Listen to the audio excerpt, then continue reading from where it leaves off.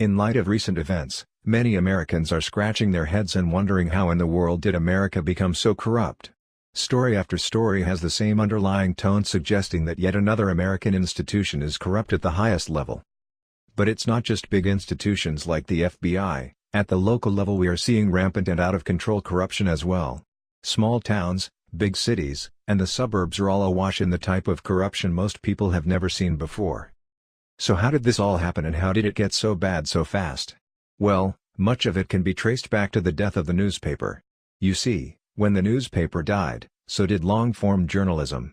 And long-form journalism, fueled by investigations that would go on for months, are what roots out and exposes corruption and illegal politicians. In an era of cable and internet news, it's simply not profitable to have a team of journalists working full-time on a story for months only to reveal the findings in a 15-minute story.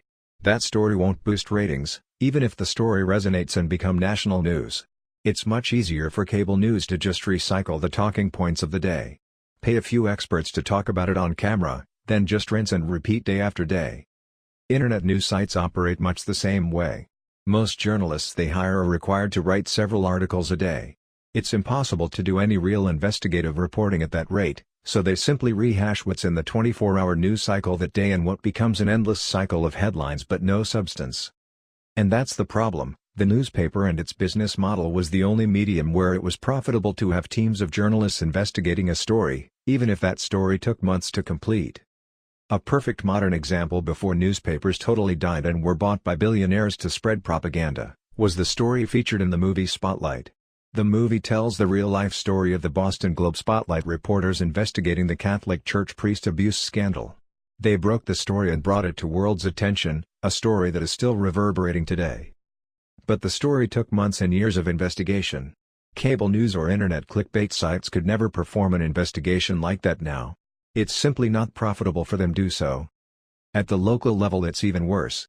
At least at the national level, cable news will cover corruption when it's finally found. But at the local level, newspapers were the only ones keeping local politicians and companies honest.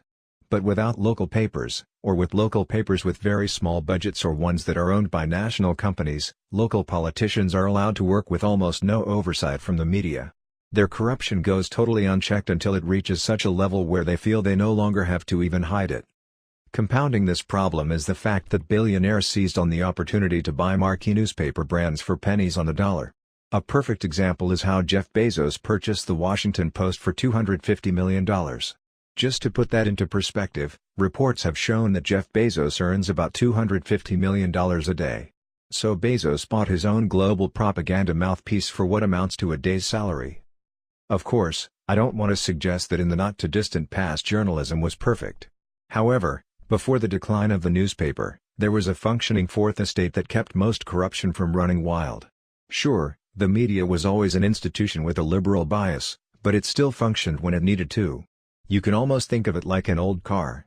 It may give you problems, but for the most part, it gets the job done. It may be a little ugly and frustrating at times, but at the end of the day you got to where you needed to go. The old guard media was a lot like this. Sure, they injected their petty biases into stories, but high-level corruption was always a juicy enough story that they would investigate and publish. Much of this isn't really new at all, as many honest journalists have lamented for years about the death of the newspaper and the rise of corruption. But I feel this is a story that isn't well understood among everyday Americans who may think that newspapers going out of business was simply the result of technological changes, and they were replaced by something easier and better, say like the way Craigslist replaced classified ads. But the truth is far from that. Newspapers weren't replaced by any comparable medium. Instead, they either went away or were bought by billionaires who took advantage of the trust and legacy that many newspaper brands brought to them. So while corruption has always been around and always will be, newspapers were one of the strongest lines of defense people had to fight and expose it.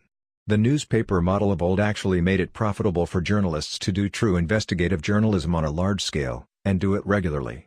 Sadly, there is nothing like that out there today to take their place, and we are seeing the repercussions on an almost daily basis.